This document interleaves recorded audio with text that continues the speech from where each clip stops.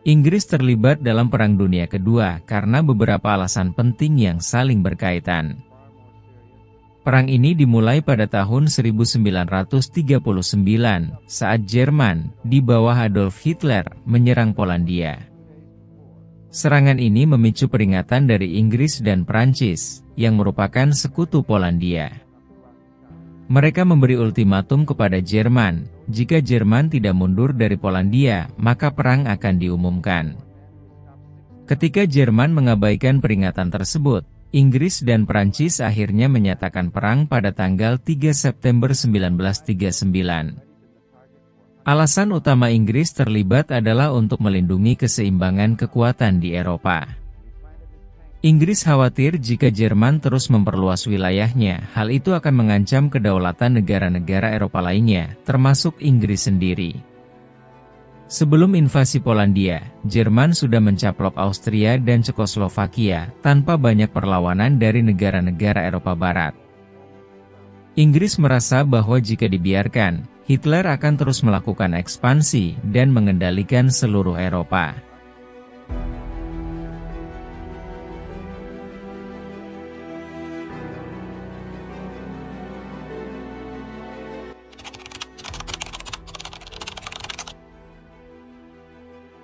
Perjanjian Aliansi Militer Anglo-Polis adalah sebuah kesepakatan antara Inggris dan Polandia yang dibuat pada tahun 1939, tepat sebelum Perang Dunia Kedua dimulai. Tujuan utama dari perjanjian ini adalah untuk memastikan bahwa Inggris akan membantu Polandia jika negara tersebut diserang, terutama oleh Jerman. Di mana Jerman pada saat itu sudah menunjukkan ambisi ekspansinya di Eropa. Pada masa itu, Adolf Hitler dan Nazi Jerman semakin agresif dengan mengambil alih berbagai wilayah di Eropa, seperti Austria dan Cekoslovakia. Negara-negara seperti Inggris dan Prancis khawatir bahwa jika perang berlanjut, Jerman akan terus menginvasi negara-negara lain, dan ini akan membahayakan keamanan di seluruh Eropa.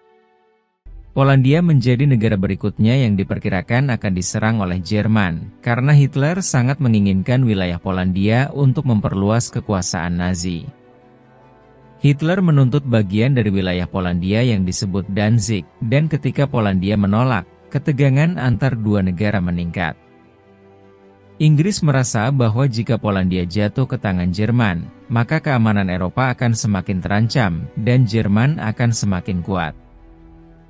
Untuk mencegah hal ini, Inggris dan Polandia menandatangani Perjanjian Aliansi Anglo-Polis pada tanggal 25 Agustus 1939. Dalam perjanjian ini, Inggris berjanji untuk datang membantu Polandia jika diserang oleh negara lain, terutama Jerman. Artinya jika Jerman menyerang Polandia, Inggris akan segera menyatakan perang melawan Jerman dan membantu mempertahankan Polandia.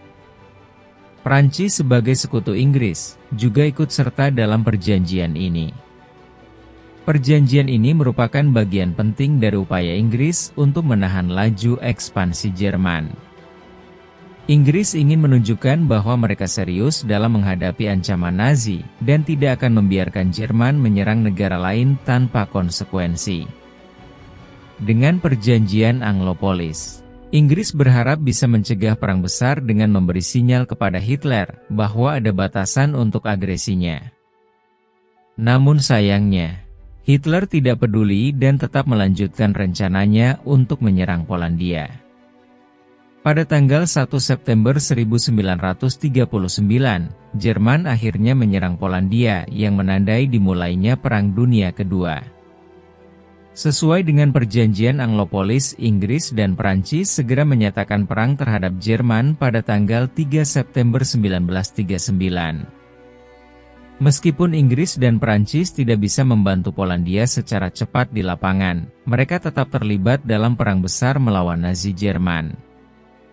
Sekalipun ada perjanjian ini, Polandia tidak bisa bertahan lama dari serangan besar-besaran Jerman.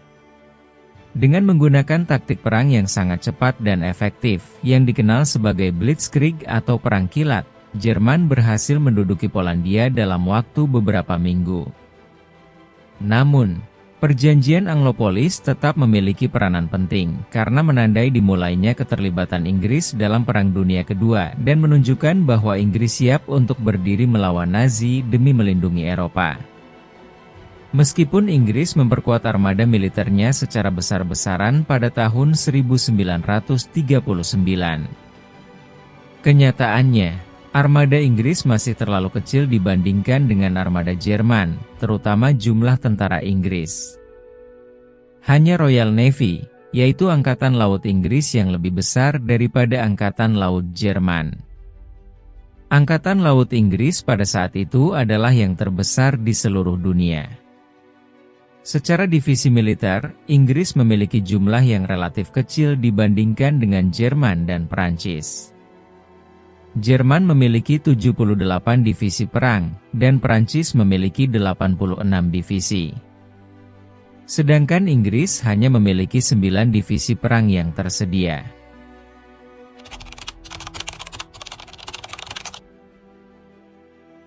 Kebijakan appeasement atau diplomasi perdaan pada Perang Dunia Kedua adalah sebuah upaya untuk meredakan ketegangan dengan Nazi Jerman yang dipimpin oleh Adolf Hitler. Diplomasi ini dilakukan dengan cara memberi konsesi atau memenuhi sebagian tuntutan Hitler dengan harapan bisa mencegah perang besar di Eropa. Appeasement diterapkan oleh beberapa negara, terutama Inggris dan Prancis, pada akhir 1930-an. Pemimpin yang paling terkenal dengan kebijakan ini adalah Perdana Menteri Inggris saat itu, Neville Chamberlain.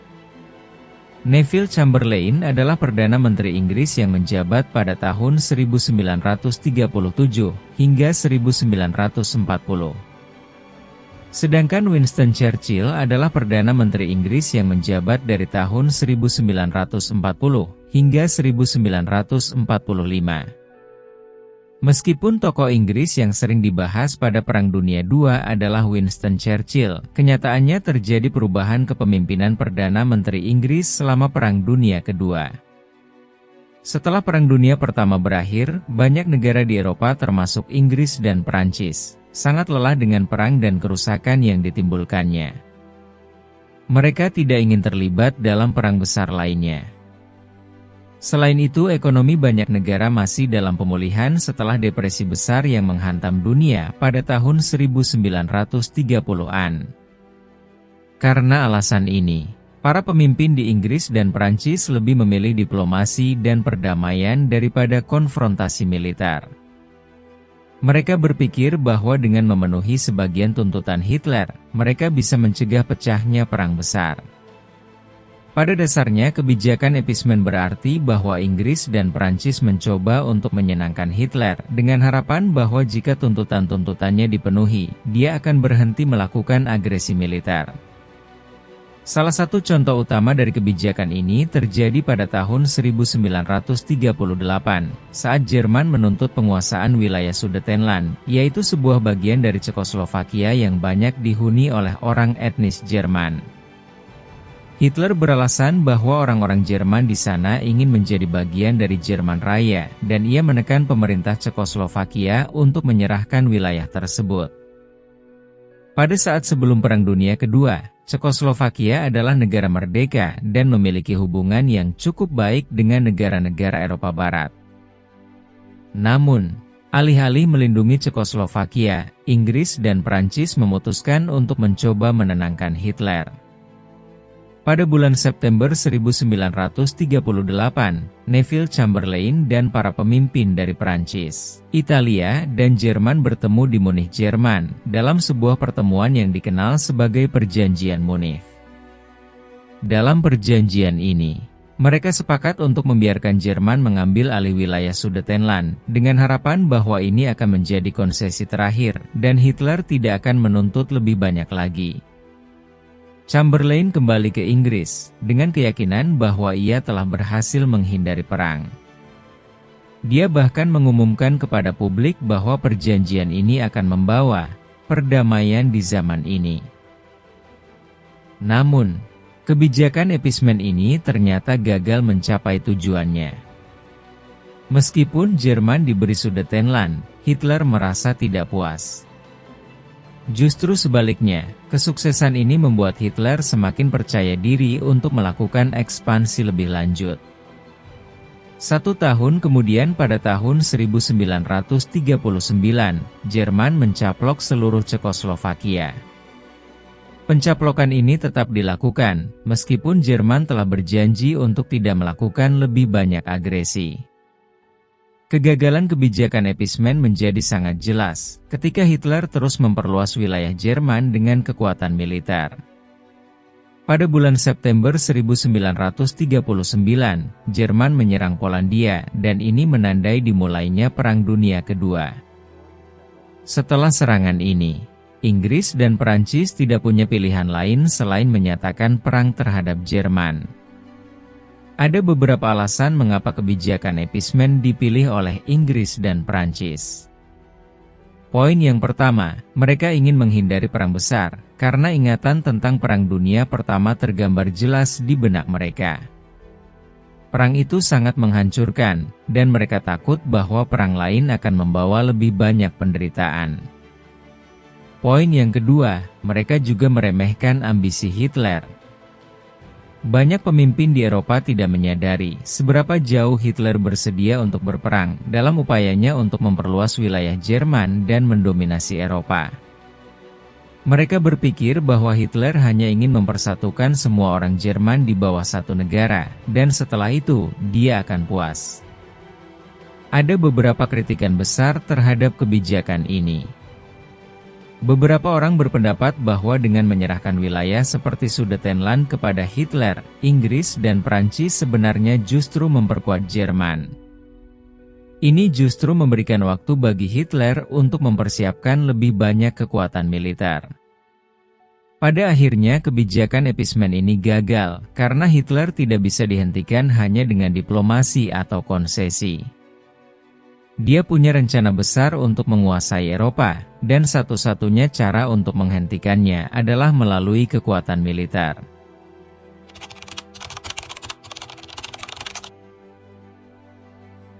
Ideologi Nazi dianggap sangat berbahaya bagi Inggris, karena bertentangan langsung dengan nilai-nilai yang dijunjung tinggi oleh negara tersebut, seperti demokrasi, kebebasan, dan hak asasi manusia.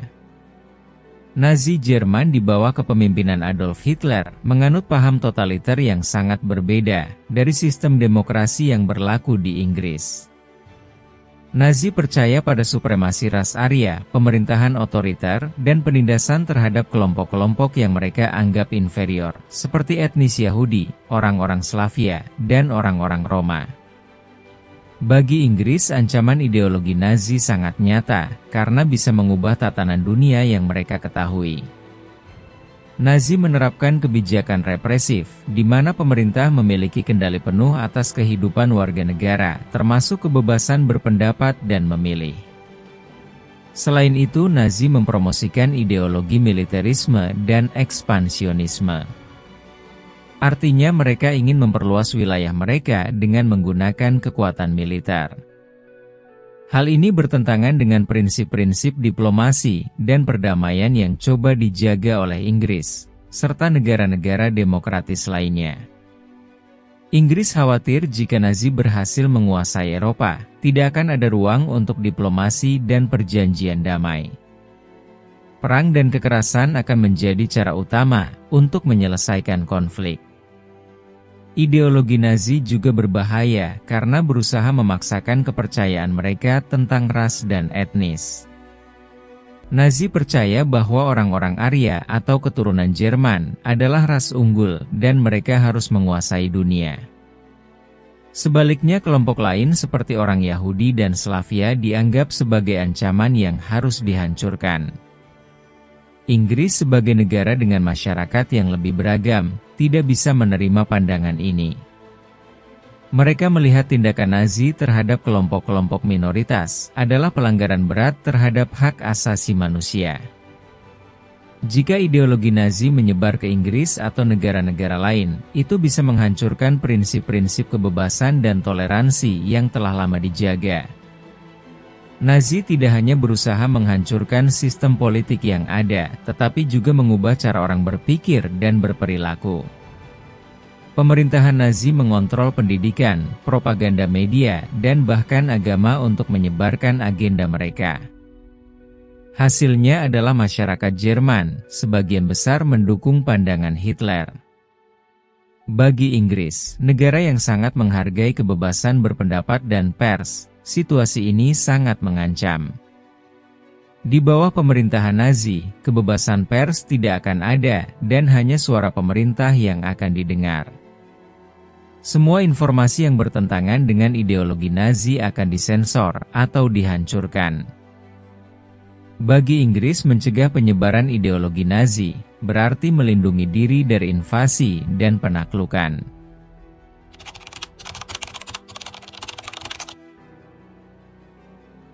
Inggris dan sekutunya memainkan peran sangat penting dalam kemenangan Perang Dunia Kedua.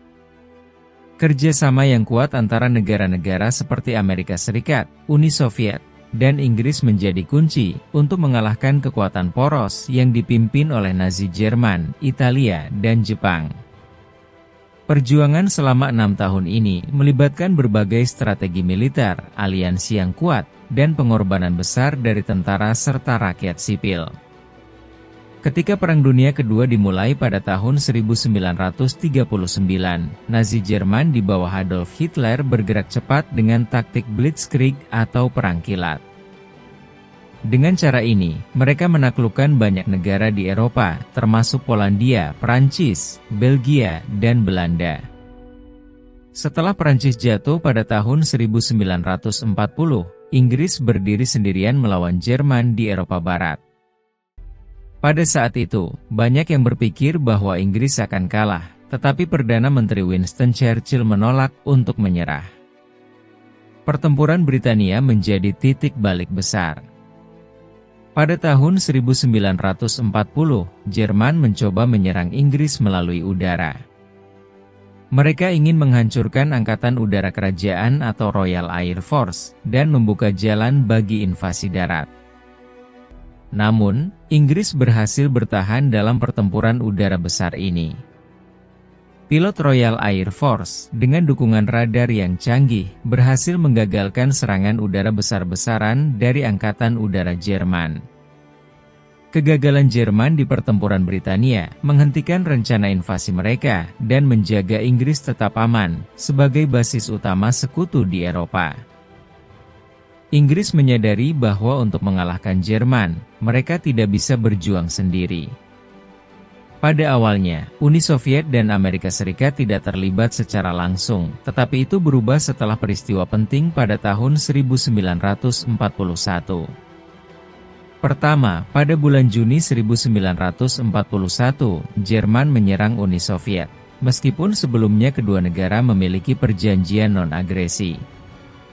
Serangan ini dikenal sebagai Operasi Barbarossa, yang membuat Uni Soviet bergabung dengan Inggris dalam perang melawan Jerman. Operasi ini membuka front timur yang sangat penting, karena Jerman harus membagi pasukan mereka di dua front, yaitu timur melawan Uni Soviet, dan barat melawan Inggris, dan sekutu lainnya. Kedua, pada bulan Desember 1941, Amerika Serikat terlibat dalam perang, setelah Jepang menyerang pangkalan angkatan laut mereka di Pearl Harbor. Jepang adalah sekutu Jerman dan Italia. Hal ini membuat Amerika bergabung dalam perang, dan melawan kekuatan poros. Bergabungnya Amerika Serikat membawa perubahan besar, karena mereka memiliki sumber daya ekonomi dan sumber daya militer yang sangat besar. Hal ini membantu sekutu dalam persenjataan, pasukan, dan logistik. Selain bertahan di Eropa, Inggris dan sekutu melakukan serangan besar di medan lain, seperti Afrika Utara. Di sana, pasukan Inggris menghadapi tentara Jerman yang dipimpin oleh Jenderal Erwin Rommel yang dikenal sebagai Rubah Gurun. Pada tahun 1942, Inggris memenangkan pertempuran El Alamein di Mesir, yaitu sebuah pertempuran yang sangat penting. Pertempuran ini mencegah Jerman menguasai Timur Tengah dan cadangan minyaknya.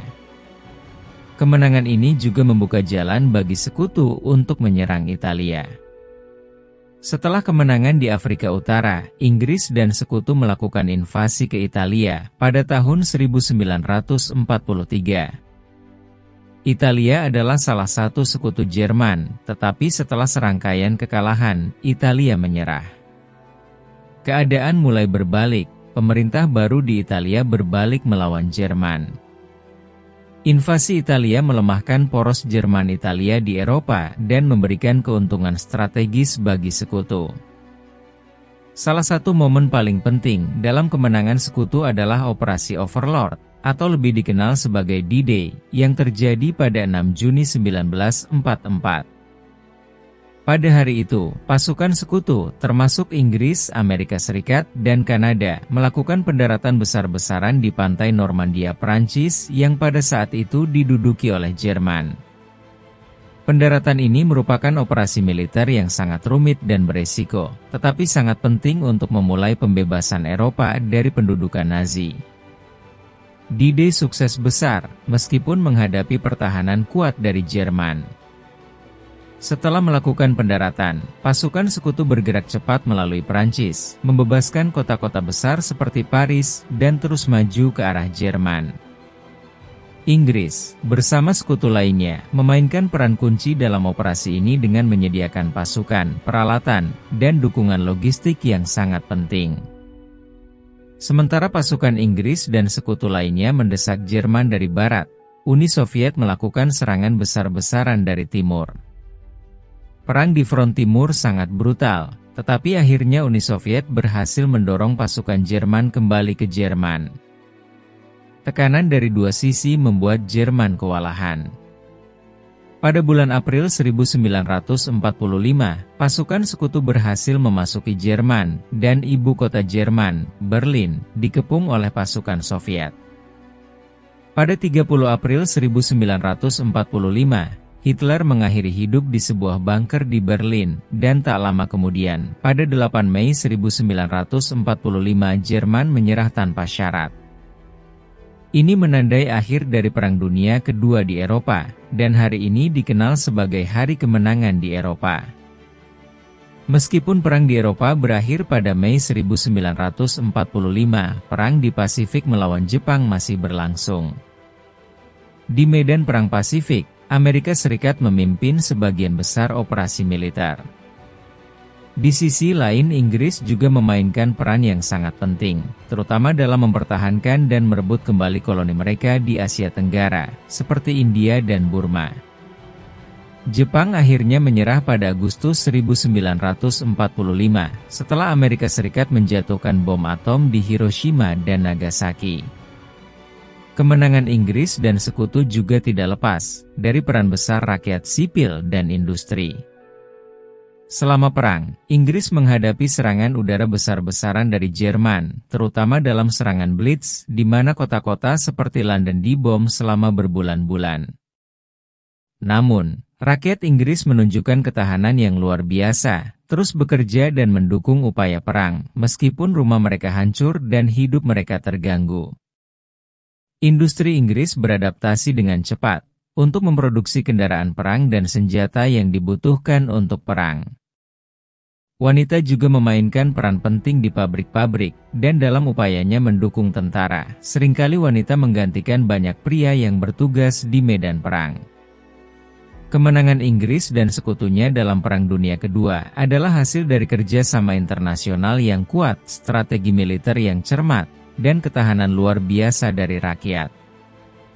Inggris berhasil bertahan dari ancaman besar, dan dengan bantuan sekutu seperti Amerika Serikat dan Uni Soviet, mereka mampu mengalahkan kekuatan poros yang sangat kuat. Meski perang membawa penderitaan besar, akhirnya kerja keras mereka membawa perdamaian dan kebebasan kembali ke Eropa dan dunia.